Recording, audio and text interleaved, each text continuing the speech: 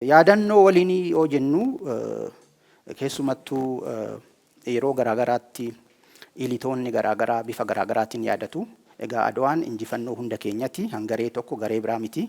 Kanaaf bifuma tokkummaa biyyaa cimsuun bifuma tokkummaa miira Afrikummaatiin kabajuun nurra jiraata malee gareen garaagaraa kophaa kophaa kabajuun hin ta'u. Egaa yaadannoon tokko injifannoo yaadannoo Adwaa egaa kuni haala bareedan haala isa madaaluun gamoon ijaaramee achi keessatti muuzeemiin ni jira. Kun egaa yaadannoo keessaa tokko.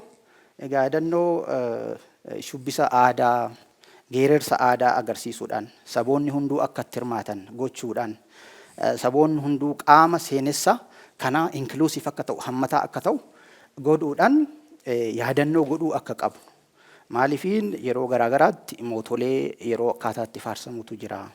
Gareen biraa kophaatti akkaataatti faarsu jira.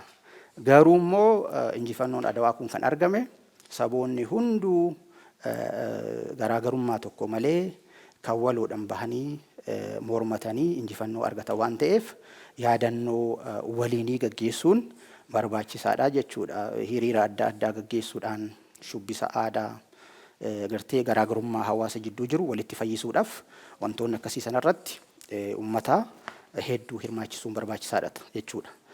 Pan-Africanism movement tokkummaa birmadummaa bilisummaa Afrikaatiif egaa gahee inni fide jira.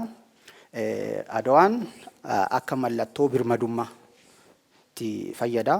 Biyyoonni Afrikaa akka nuun boonan akkasumas immoo uummanni gurraachi akka ofiin boonu kan taasisedha. Koloniyaalizimii koloneeffattoota mo'atamuun akka danda'amu nu hubachiisa. Egaa sanarraa qabee Itoophiyaan giddugala Pan-Africanism akka taatu giddugala tokkummaa Afrikaa Organization of African Unity dhaabbata tokkummaa Afrikaa bara 1963 dhaabbachuun ni yaadatama tokkummaa Afrikaa walitti fiduudhaaf.